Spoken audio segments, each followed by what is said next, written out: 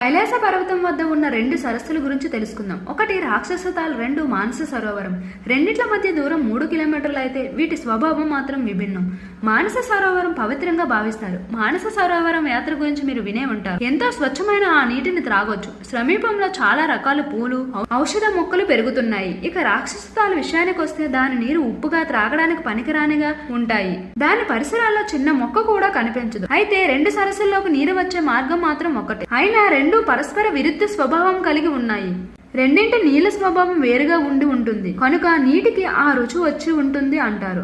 ఆ కారణం ఏంటన్నది తెలీదు. పౌరాణిక కథల ప్రకారం రావణాసురుడు రాక్షస సరస్సు పక్కనే మహాశివుని ప్రసన్నం చేసుకోవడానికి ఘోరమైన తపస్సు చేసి తన 10 తలలు అర్పించారు అని అంటారు. అందుకని ఆ నీటికి దోషగుణం సోకింది అని రాక్షస రాజైన రావణుడు స్నానం చేసిన ఆ సరస్సుకు రాక్షస తాల్ అనే పేరు వచ్చింది అనేది పురాణ కథనం. ఈ వీడియో నచ్చితే జస్ట్ ఓ లైక్ చేయండి. అలాగే